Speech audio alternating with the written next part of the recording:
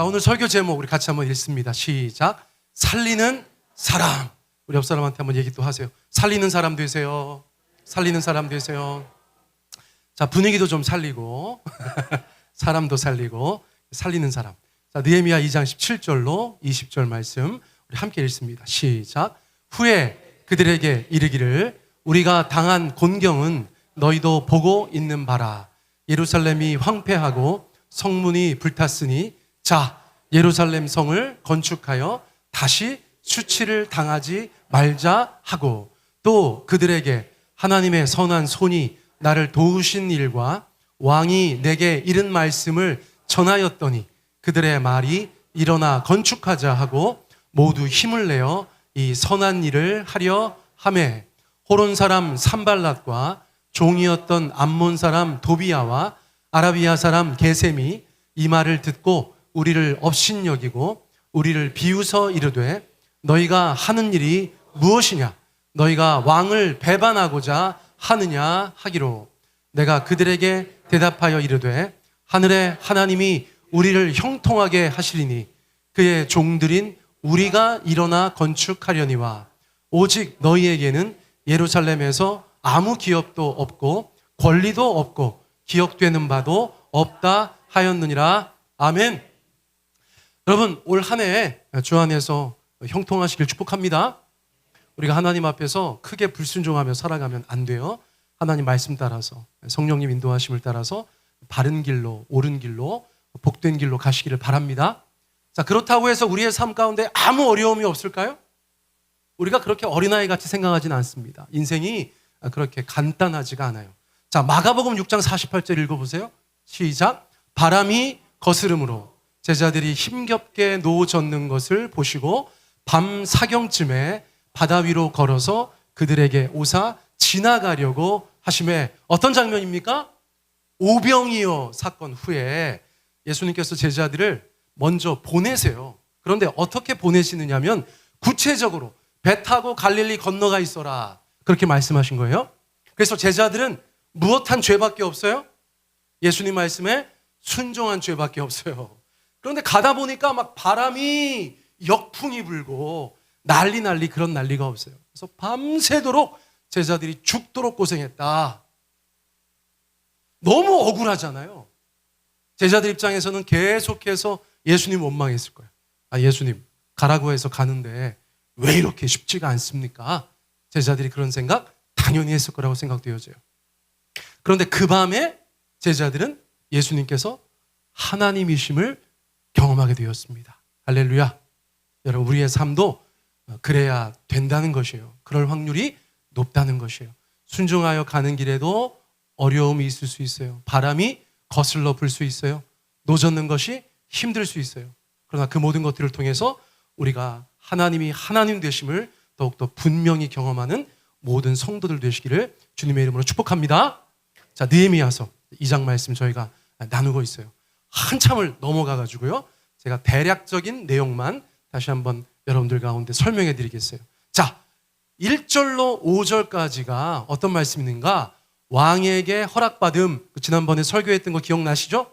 느헤미야는 페르시아 제국의 신하였기 때문에 자기 마음대로 이스라엘 땅으로 돌아갈 수 없었어요. 그래서 작정 기도하고 왕에게 허락받는 장면, 그것이 1절부터 5절까지에 나타납니다. 자, 6절로 9절은 무엇입니까? 이스라엘로 귀환함. 굉장히 먼 길을 돌아갔어요. 자, 10절 읽어보세요. 시작. 대적들의 반응. 11절로 16절. 예루살렘의 형편을 살핌. 17절로 18절. 성의 재건축을 결정함. 19절 20절. 대적들과의 갈등. 무슨 말인지 하나도 모르시겠죠? 제가 간단하게 설명 말씀 드릴 거예요. 자, 페르시아 제국에서 아닥사스다 왕의 신하로 있었던 느헤미야는 기도 가운데 응답받고 이제 이스라엘 땅으로 돌아갑니다. 지도 보니까 동쪽에서 서쪽으로 지나갔죠. 이스라엘 사람들이 1차 귀환, 2차 귀환, 느헤미야가 3차 귀환했는데 그 경로가 달랐다는 것을 이 지도가 말해주고 있어요. 자, 대략 거리가 어느 정도 될까요? 이거 맞추시는 분한테 다음 주에 윷놀이하고 특별 보너스로 상품을 지급하겠습니다. 자, 우리 최주명 형제 열심히 계산하고 있어요. 대충만 오차범위 100km는 제가 봐드리겠어요.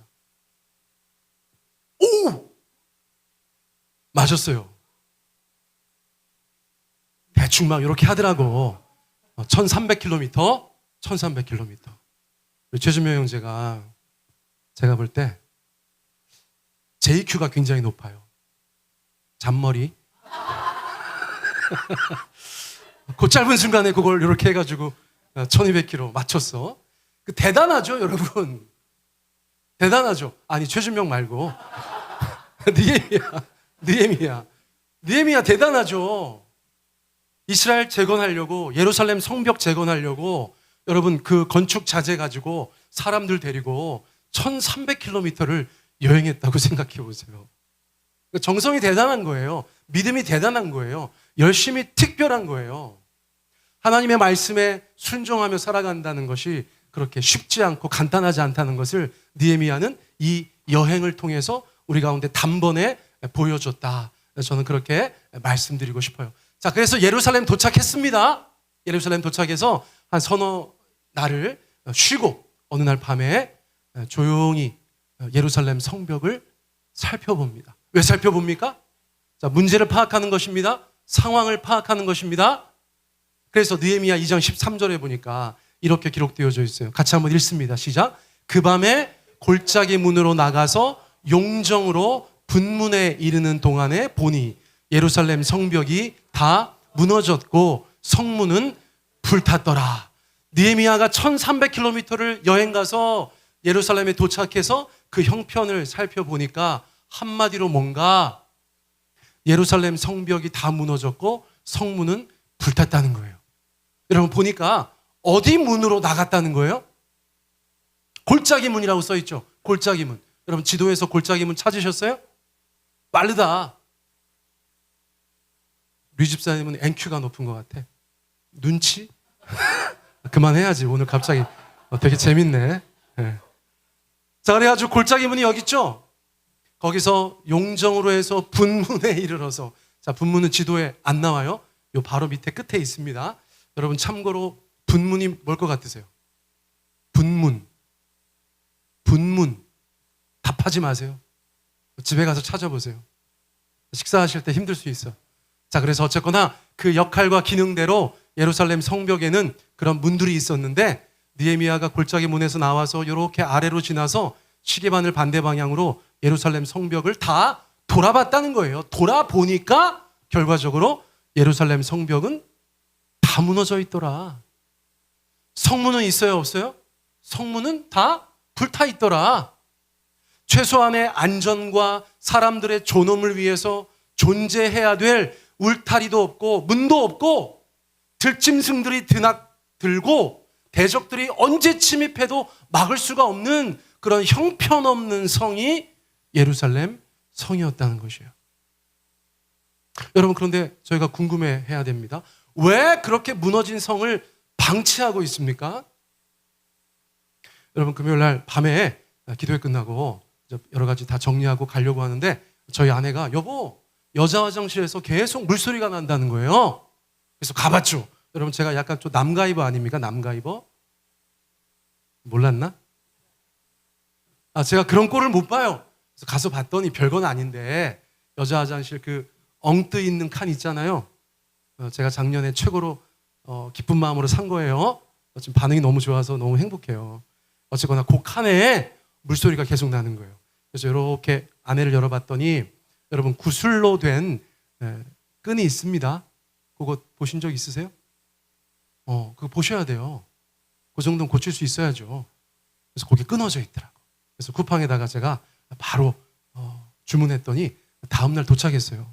정말 무서운 세상이에요. 그렇죠? 그래가지고 그걸 가지고 가서 제가 어제 이렇게 고치지 않았습니까? 여러분 저는 그런 사람이에요. 그런 걸 못 보겠어. 망가져 있는 거, 무너져 있는 거 못 보겠어. 그런데 예루살렘 사람들은 왜 그걸 방치하고 그렇게 날마다 거기 지나다니면서도 아무 일도 안 하고 있죠? 왜 그랬습니까? 여러분 첫째는 무엇 때문에 그랬다는 거예요? 자, 읽어보세요. 시작. 대적들의 방해가 있었습니다. 여러분 느헤미야서 가만히 보니까 10절과 19절에서 산발랏, 도비야, 게셈 이런 이름들이 등장하는데 이 사람들은 사마리아 땅에 사는 사람들로서 이스라엘이 다시 강성해지는 것을 원치 않는 사람이에요. 이스라엘이 힘이 세지면 자기들에게 위협이 되잖아요. 그러니까 이스라엘이 조금만 일어서려고 하면 가서 밟고, 이스라엘이 뭐만 하려고 하면 가서 회방 놓는 사람들이 바로 산발락과 도비아와 게셈이었다는 것입니다. 우리도 울타리 치고 싶은데, 우리도 성문 달고 싶은데 시도만 하면 망가뜨리려는 대적들이 있었다는 것이에요. 얼마나 속상합니까? 우리가 힘이 더 세면 못하게 할 텐데 군대도 없고 가진 것도 없고 저항할 수도 없어서 그 사람들이 와서 그렇게 회방하고 못된 짓 하면 당할 수밖에 없었던 예루살렘 사람들을 생각해 보세요. 얼마나 슬프고 낙심이 됐겠어요. 그런데 여러분, 그런 일이 계속 반복된다고 생각해 보세요. 그런 일이 계속 반복된다고 생각해 보세요. 여러분들의 인생 가운데 어떤 일을 도모하는데, 어떤 일을 성취하려고 하는데 계속해서 그것이 무너지고 망가지고 엎어져. 그럼 우리 내면에 어떤 생각이 들까요? 여러분, 사람들은 그것을 패배감이라기도 하고 패배의식이라고도 하는 거예요. 여러분, 사람에 따라 다르겠지만 인생을 살다 보면 누구나 그런 것에 사로잡힐 때가 있어요. 어떤 분은 지금 그러실 수도 있어요. 야, 이게 뭐가 너무 안 되네. 내가 그것만 하려고 하면 이렇게 주저앉게 되네. 내가 이것 좀 하려고 하면 이것이 망가지네. 여러분, 그래서 있잖아요. 코끼리 사슬 증후군이라는 게 있어요. 코끼리 사슬 증후군. 여러분들이 언뜻 저 사진을 보세요. 저 코끼리가 저 사슬과 저 말뚝을 뽑아내고 끊어낼 수 있을 것 같으세요? 없을 것 같으세요? 그쵸? 아이, 코끼리잖아. 코끼리 다리잖아, 코끼리 다리. 그렇죠? 그런데 서커스에서 길들여진 코끼리들은 어릴 적부터 묶어놓았던 사슬과 말뚝을 벗어나지 못한다는 거예요. 왜요? 왜 그럴까요? 우리 JQ가 높으신 최준명 형제님, 왜 그럴까요? 그거 내 원고 봤나? 원고 봤어요? 새끼 코끼리 때부터 그 사슬에 묶어놓고 그 말뚝에 묶어놓은 거예요. 어릴 때는 몇 차례 시도해봤어. 힘을 줘봤어. 그런데 그때는 끊을 수가 없었어요. 한 번, 10번, 수백 번 시도하다가 나는 이 말뚝을 벗어날 수 없고 이 쇠사슬을 끊을 수 없구나. 어느 순간 그렇게 마음속으로 깊이 절망하면 세월이 지나서 집채만한 코끼리가 돼도 그 말뚝을 뽑아내려고 하지 않는다는 거예요. 그 쇠사슬을 끊어내려고 하지 않는다는 거예요. 여러분, 이게 얼마나 무서운 일입니까? 얼마나 안타까운 일입니까? 그러므로 저는 여러분들 축복합니다. 여러분들 내면의 패배의식을 주님께서 가져가 주시기를 바랍니다. 패배의식들이 주 안에서 다 사라지기를 간절히 원해요. 여러분, 우리에게 능력 주신 자 안에서 우리가 할 수 없는 일이 없어요. 우리가 담대하게 주님 의지하여서 우리의 삶을 살아갔으면 좋겠어요. 근데 재밌는 건 뭐냐면 느헤미야는 앞서 말씀드린 그런 것에 해당 사항이 없어요. 무슨 말씀입니까? 산발랏이나 도비아나 이런 사람들과 엮인 적이 없어요. 그들은 무서운 거 몰라요. 오히려 제국의 신하입니다. 하나님을 경험한 사람입니다. 그러므로 그 내면에 패배의식 같은 거 없습니다. 그래서 예루살렘에 와서 문제를 보고 정확하게 그 문제에 대한 해답을 이야기할 수 있었다는 거예요. 자, 2장 17절 우리 같이 한번 읽어보겠습니다. 시작. 후에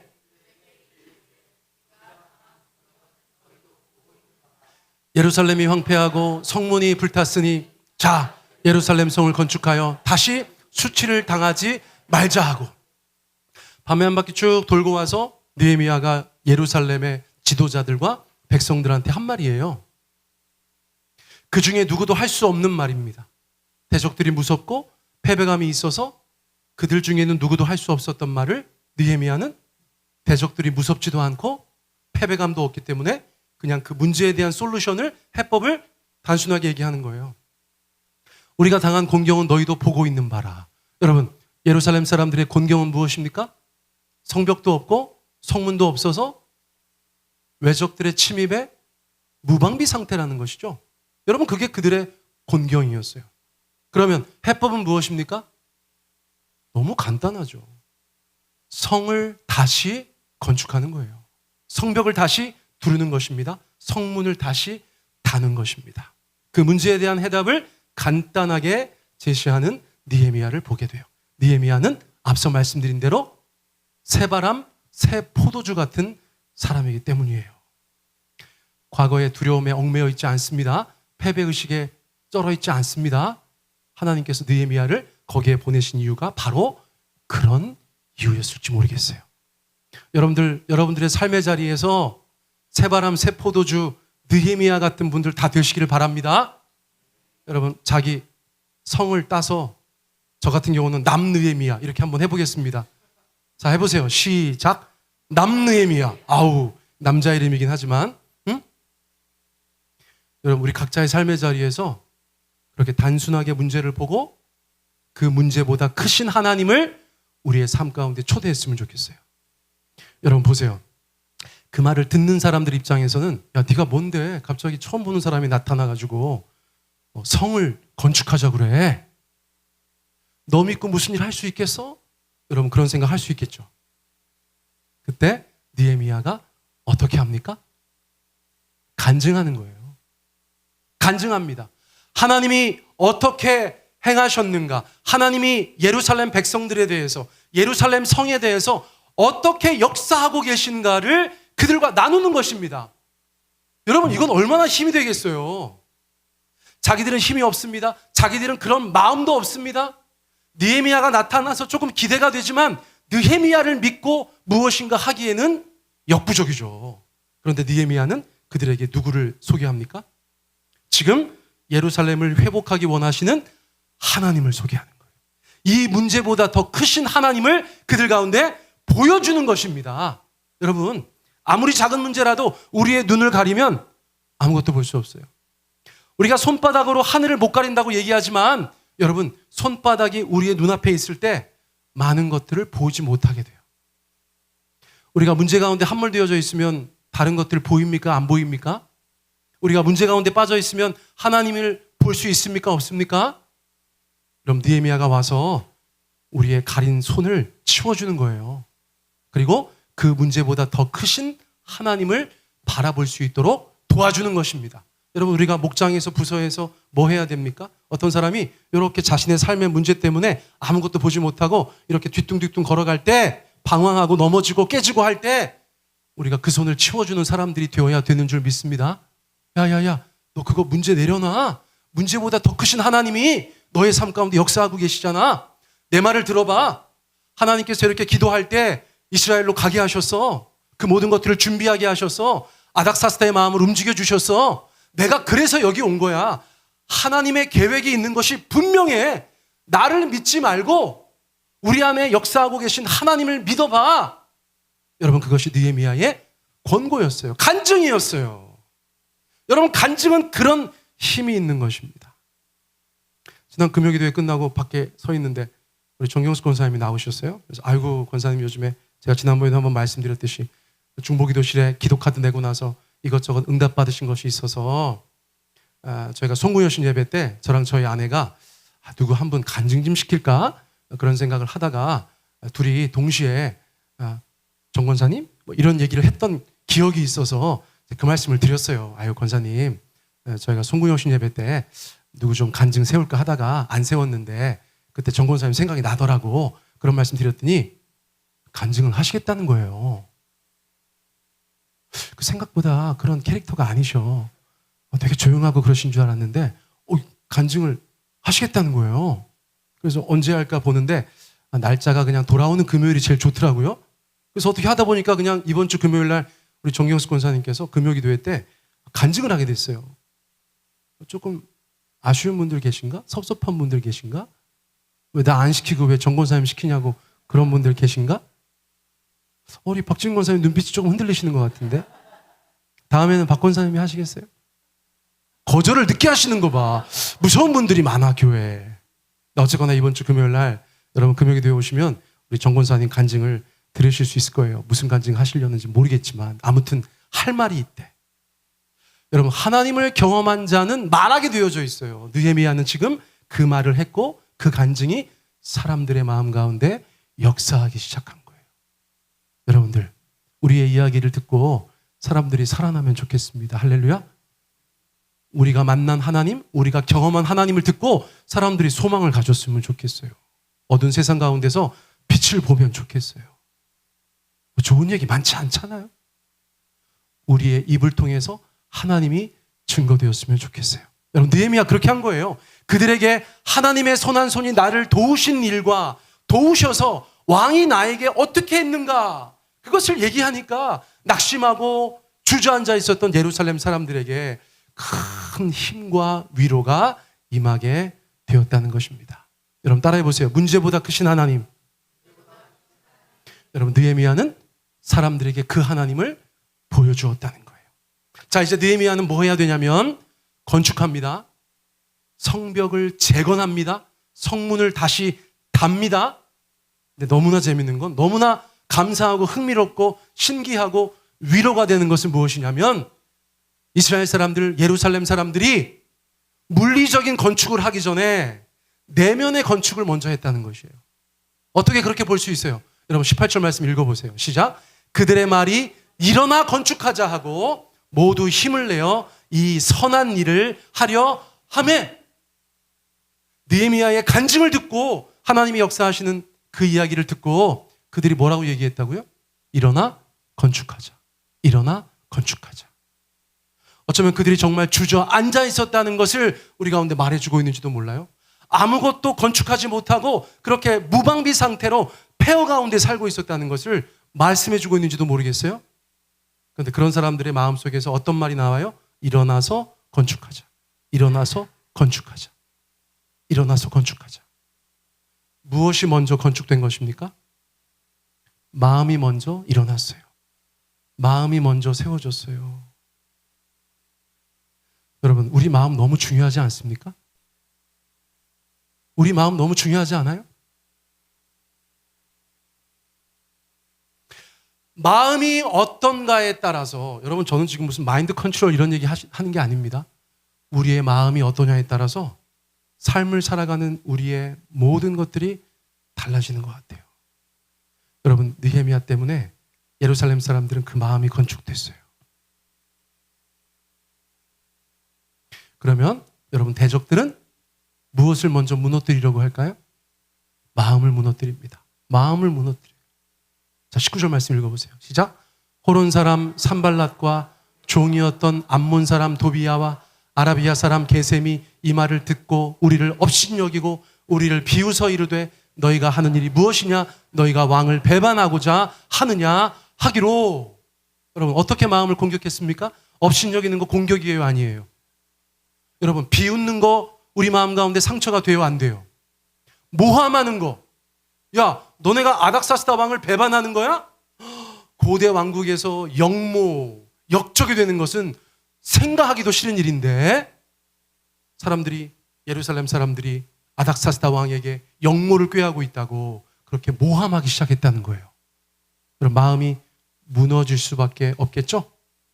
예전 같으면 똑같은 방법으로 그 마음이 무너졌을 거예요. 여러분, 우리의 마음을 지켜야 되는 줄 믿습니다. 여러분, 그런데 인생을 살아가면서 우리의 마음 지키는 게 쉬워요, 어려워요? 아이고, 감사해요. 여러분 대답해 주시네. 일부 때는 저희 어머니하고 저희 누나만 대답을 해가지고 제 마음이 굉장히 힘들었어요. 아, 우리 가족들만 이렇게 힘들게 사나 이런 생각이 들었어요. 2부 때 위로가 되네. 다들 힘드신가 봐. 그렇죠? 마음을 지키는 게 얼마나 어렵습니까? 여러분, 이게 무슨 사진이에요? 뇌사진. MRI 해보셨어요? MRI 해보셨어? 어휴, 그러셨구나. 아, 여러분, 저는 살다 2024년에 처음으로 MRI를 해봤어요. 깜짝 놀랐네, 나는. 그렇게 시끄러운 줄 몰랐네. MRI 해보신 분 손 들어보세요. 아이고, 고생들 하셨어. 난 몰랐네. 이렇게 인생의 경험이 폭넓어져서. 언젠가 병원 갔더니 머리에 뭐가 있다는 거예요. 머리에 뭐가 있겠죠, 당연히. 그런데 머리에 뭐가 있다는 거예요, 의사가. 하여튼 세상 의사들은 진짜 다 나빠.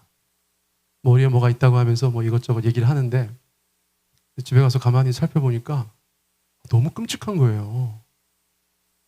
그 의사가 얘기한 거 이렇게 가만히 유튜브에 찾아보니까 자칫 죽거나 큰 장애를 입는 병일 확률이 있는 거예요. 되게 흥미진진하다.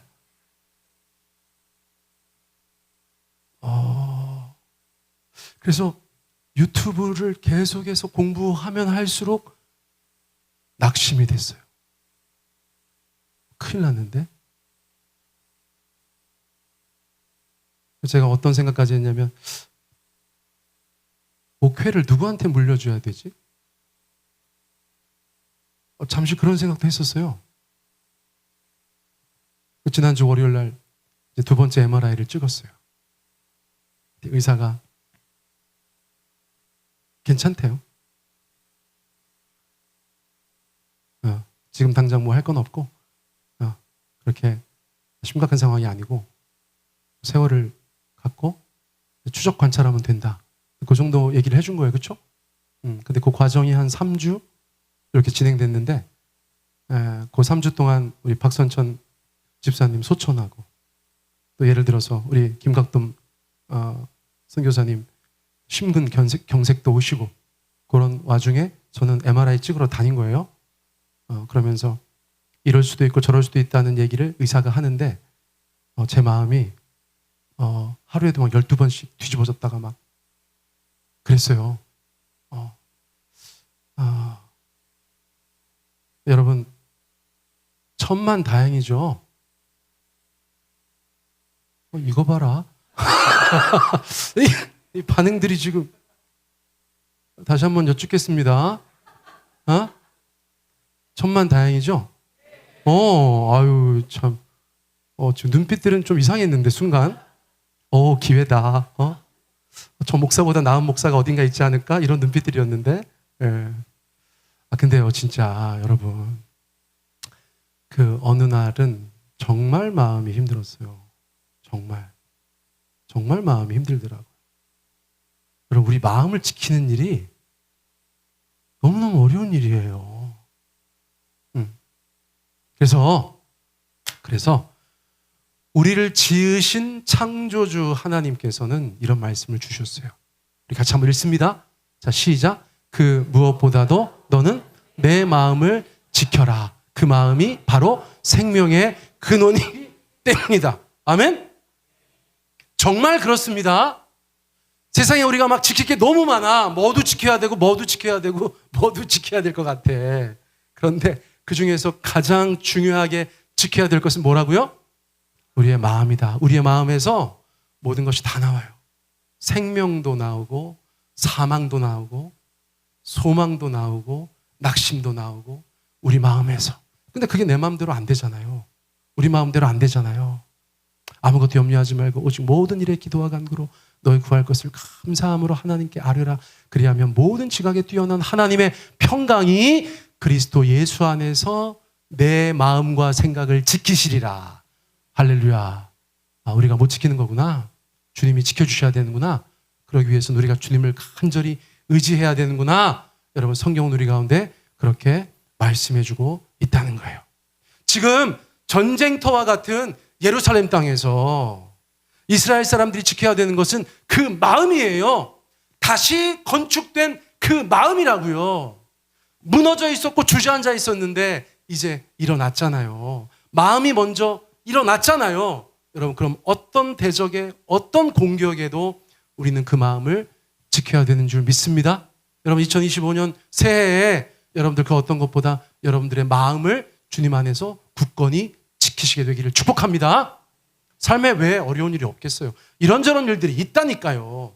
그럼에도 불구하고 그 마음을 지켜주시는 하나님을 우리가 경험하게 되기를 원해요. 여러분 마지막 슬라이드예요. 느헤미야가 담대하게 선포합니다. 우리 같이 한번 읽습니다. 시작. 내가 그들에게 대답하여 이르되 하늘의 하나님이 우리를 형통하게 하시리니 그의 종들인 우리가 일어나 건축하려니와 오직 너희에게는 예루살렘에서 아무 기업도 없고 권리도 없고 기억되는 바도 없다 하였느니라.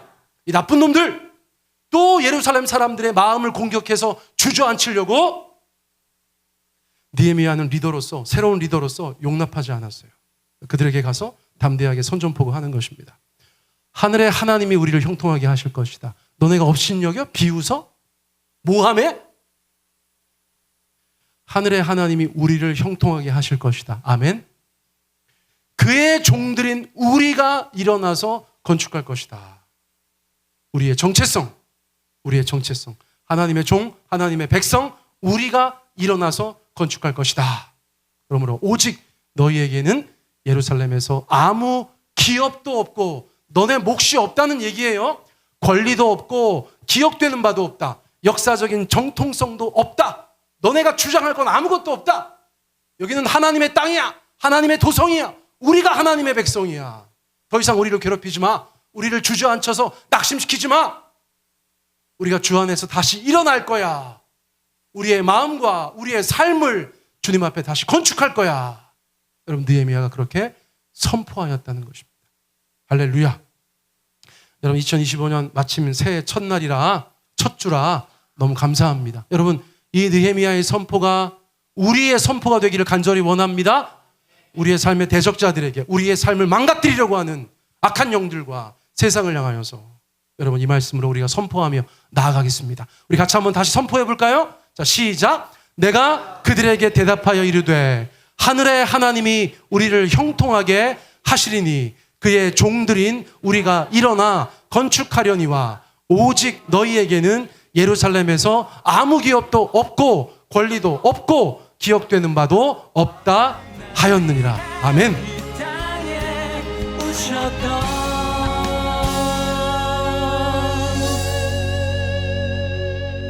사랑